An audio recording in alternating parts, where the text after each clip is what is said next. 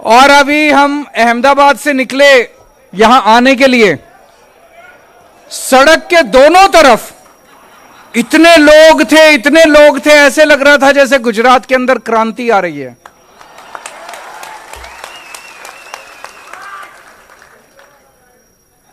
ऐसे लग रहा था जैसे गुजरात अब बदलाव मांग रहा है। इसीलिए मनीष सिसोदिया के यहां सीबीआई की रेड हो रही है कि नहीं है? जबरदस्त माहौल है गुजरात के अंदर। 27 साल के गंदे शासन के बाद अब गुजरात बदलाव मांग रहा है। अभी तक गुजरात के पास विकल्प नहीं था, अब एक अच्छा ईमानदार विकल्प मिला है। और गुजरात के लोग भी चाहते हैं कि जैसे दिल्ली और पंजाब में अच्छा काम हो रहा है, गुजरात में भी होना चाहिए। ये धर्म युद्ध है, ये महाभारत की तरह है। जैसे महाभारत की आपने कहानी सुनी होगी, जब महाभारत युद्ध शुरू हो गया तो श्री कृष्ण जी सोए हुए थे। उनसे मदद मांगने के लिए दुर्योधन और श्री कृष्ण दोनों पहुंचे। दुर्योधन उनके सिरहाने बैठ गए, श्री कृष्ण उनके पांव के, अर्जुन उनके पांव के पास बैठ गए श्री कृष्ण जी के। उनकी जब आंखें खुली तो उनको पहले अर्जुन दिखाई दिए।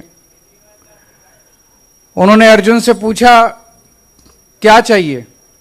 तो दुर्योधन ने कहा पहले मैं आया था, मैं मांगूंगा। तो उन्होंने कहा नहीं, पहले मैंने इनको देखा। तो अर्जुन ने कहा कि भगवान, इस युद्ध के अंदर मुझे आप चाहिए, मुझे श्री कृष्ण चाहिए, भगवान चाहिए। दुर्योधन मन मन में बड़ा खुश हुआ। उसने कहा मेरे को तो सेना चाहिए थी। तो उसने कहा भगवान अगर ये ऐसे कह रहे हैं तो आप इनके साथ चले जाइए, मुझे अपनी सेना दे दीजिए। आज इन लोगों के पास पूरी सेना है, इन लोगों के पास पूरी ताकत है। इनके पास सीबीआई है, इनके पास ईडी है, इनके पास इनकम टैक्स है, इनके पास पुलिस है, इनके पास सारी, इतना पैसा है इन लोगों के पास। हमारे साथ श्री कृष्ण है, हमारे साथ भगवान है। और अंत में जीत सच्चाई की होगी, भगवान की होगी। और भगवान जनता के दिल में बसते हैं। जनता भगवान होती है, जनता जनार्दन होती है। आज जनता हमारे साथ है, ये जितना मर्जी हमें परेशान कर लें। आज दिल्ली में हमने शिक्षा और स्वास्थ्य में शानदार काम किया है। ऐसा काम किया है कि 75 साल, आजादी के 75 साल में इतना अच्छा काम कभी नहीं हुआ। जैसा भी मैं आपसे पूछ रहा था, मैंने आप लोगों से पूछा भाई सरकारी अस्पताल में कौन कौन लेके जाता है? कोई नहीं लेके जाता। दिल्ली में आजकल अमीर लोग भी सरकारी अस्पताल में अपना इलाज कराते हैं। यकीन नहीं होगा आपको, आपको लगेगा केजरीवाल झूठ बोल रहा है। मैं आपसे निवेदन करूंगा, जो जो आ सकते हैं एक बार दिल्ली का चक्कर काट के आओ, दिल्ली होके आओ, दिल्ली के लोगों से फोन करके दिल्ली के लोगों से पूछ लो। अगर दिल्ली में फोन करके पूछना, अगर कोई आदमी अगर आपको यह कह दे कि केजरीवाल अच्छा काम नहीं कर रहा, मुझे गुजरात में वोट मत देना। दिल्ली होके आओ, सरकारी अस्पतालों में घूम के आओ, सरकारी मोहल्ला क्लिनिक में घूम के आओ। दिल्ली के अंदर ग्रेटर कैलाश एक कॉलोनी है, सबसे अमीर लोग दिल्ली के वहां रहते हैं। वहां पे हम लोगों ने सरकारी डिस्पेंसरी बनाई है उन लोगों की मांग पे। वहां पे इतने अमीर अमीर लोग सरकारी डिस्पेंसरी में जाते हैं, मैं आपको बता नहीं सकता, इतने अमीर लोग। आज इतना शानदार स्वास्थ्य का सिस्टम कर दिया। अब दिल्ली में अमीर लोग अपने बच्चों को प्राइवेट, बड़े बड़े प्राइवेट स्कूलों से निकाल के सरकारी स्कूल में भर्ती करा रहे हैं। जैसे मैं एक स्कूल में गया था अभी थोड़े दिन पहले, एक क्लास में गया, मैंने वहां बच्चों से पूछा सरकारी स्कूल में, मैंने कहा आप में से प्राइवेट स्कूल छोड़ छोड़ के कौन आए हैं, हाथ खड़े करो। तो कई बच्चों ने हाथ खड़े किए कि हम प्राइवेट स्कूल से नाम कटवा के सरकारी स्कूल में आए हैं। मैंने एक बच्चे से पूछा कौन से स्कूल में पढ़ते थे, कौन से स्कूल से नाम कटवा के आए हो? बोला सेंट कोलंबस, दिल्ली का सबसे शानदार प्राइवेट स्कूल माना जाता है। प्राइवेट स्कूल में सेंट कोलंबस से नाम कटवा के दिल्ली के सरकारी स्कूल में आए हैं। गुजरात में भी ऐसे सरकारी अस्पताल और स्कूल चाहिए कि नहीं चाहिए?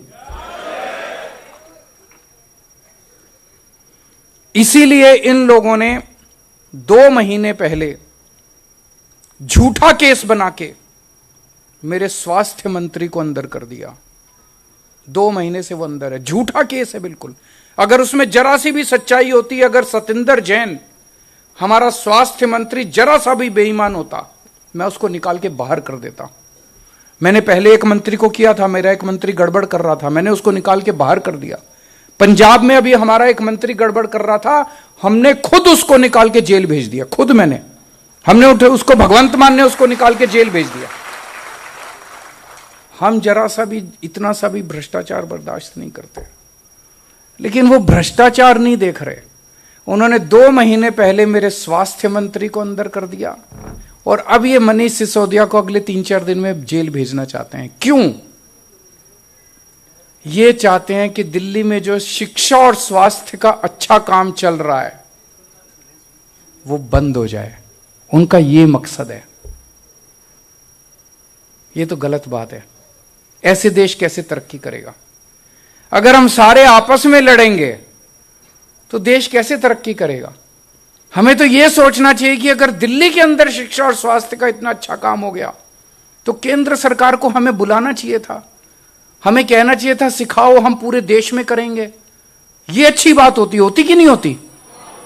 कि केंद्र सरकार को बुलाना चाहिए था मनीष सिसोदिया को कि मनीष जी आपने बड़ा अच्छा काम किया, आप दूसरी पार्टी से हो सकते हो, लेकिन हमें बताओ, हम पूरे देश के स्कूल ठीक करना चाहते हैं।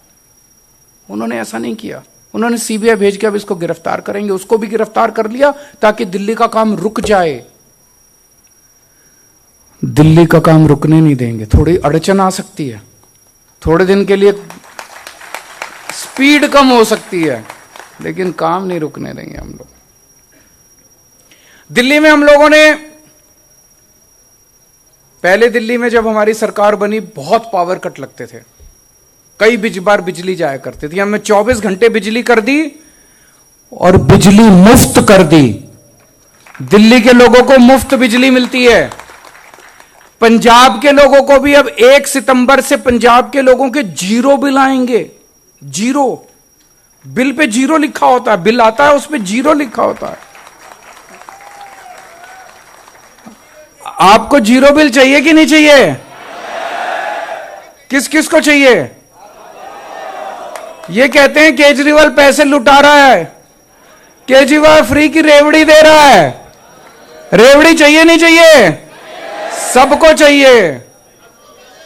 केवल मैं कर सकता हूं, ये नहीं करेंगे।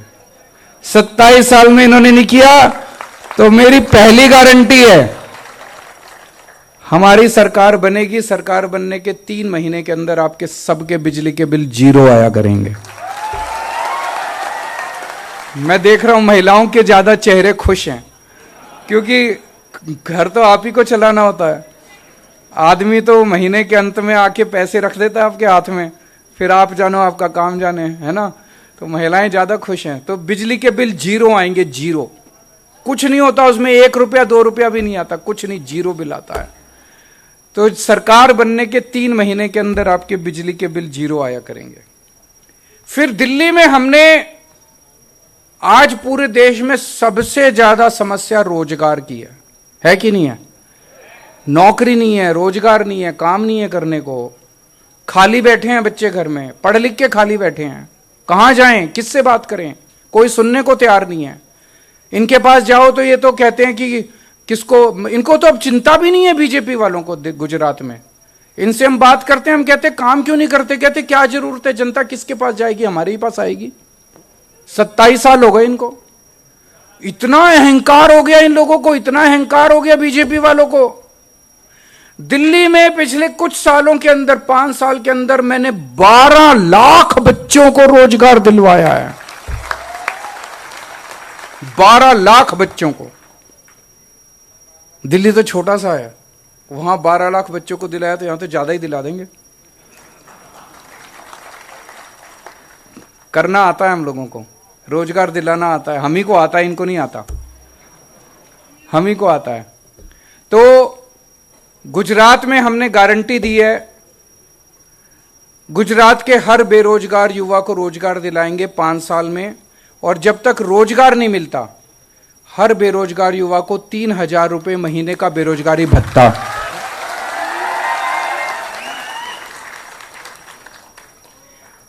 दस लाख सरकारी नौकरियां देंगे।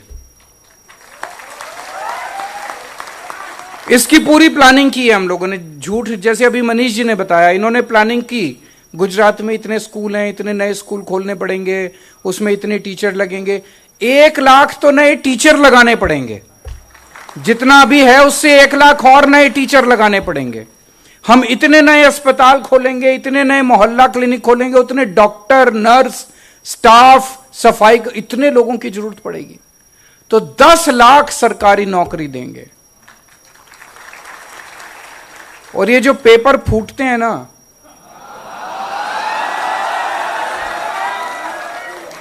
इसका कानून लेके आएंगे, इसका कानून लेके आएंगे। पेपर फूटने वालों को जिंदगी भर जेल में रखेंगे।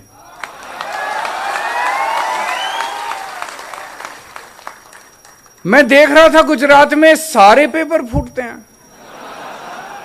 जो सरकार एक पेपर नहीं करा सकती वो सरकार क्या चलाएंगे, उनके बस की बात नहीं है।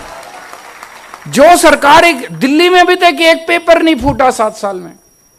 जो गुजरात में अगर सरकार एक पेपर नहीं चला से एक पेपर नहीं कर सकती, वो क्या सरकार चलाएगी। उनको छोड़ देना चाहिए, उनके बस की बात नहीं है। हम एक भी पेपर नहीं फूटने देंगे, टाइम पे पेपर होंगे सारे के सारे, और इसके खिलाफ एक सख्त कानून लेके आएंगे। और एक बात, 18 साल से ऊपर की हर महिला को हर महीने 1,000 रुपए उसके अकाउंट में देंगे। होना चाहिए कि नहीं होना चाहिए? मैं बहुत सारी ऐसी गरीब बेटियों को जानता हूं जिनको एडमिशन मिल जाता है अच्छे कॉलेज में, लेकिन पिताजी के पास पैसा नहीं है आने जाने का पैसा देने के लिए, कॉलेज की फीस देने के लिए पैसा नहीं है। अगर उनको 1,000 रुपए उनके अकाउंट में जाएगा तो उस बच्ची की पढ़ाई पूरी हो जाएगी। आजकल महंगाई इतनी ज्यादा हो गई, एक औरत अपने बच्चों को पालती है, अगर 1,000 रुपए उसके हाथ में जाएगा तो बच्चों के लिए कुछ फ्रूट्स ला सकती है, दूध ला सकती है, कुछ उसको दे सकती है। एक बुजुर्ग महिला है, बेटी घर में आती है, उसका मन करता है थोड़े से पैसे बेटी के हाथ में रख दूं, फिर वो अपने पति से मांगती है, अपने बेटे से मांगती है। अब अगर 1,000 रुपए उसको सरकार दे देगी तो उसे किसी की तरफ देखना नहीं पड़ेगा, वो अपने 1,000 रुपए निकाले। है कि नहीं है? मिलने चाहिए कि नहीं मिलने चाहिए महिलाओं को? ये कहते हैं केजरीवाल पैसे उड़ा रहा है। मैं पैसे लूट नहीं रहा, मैं स्विस बैंक में नहीं ले जा रहा पैसे कमा के, मैं जनता को दे रहा हूं, जनता का पैसा जनता को दे रहा हूं। उनके स्कूल अच्छे कर देते हैं, महिलाओं को दे देते हैं, बिजली मुफ्त कर देते हैं, पानी मुफ्त कर देते हैं। इतनी महंगाई है, अगर हम जनता को थोड़ा सा राहत देते हैं तो क्या गलत करते हैं, अच्छी बात करते हैं। अभी मनीष जी ने बताया, आपके बच्चों को अच्छी शिक्षा देने की जिम्मेदारी हमारी है। हमें वोट दोगे, आपके बच्चों का भविष्य बनाएंगे। इनको वोट दोगे, ये आपके बच्चों को जहरीली शराब पिलाएंगे।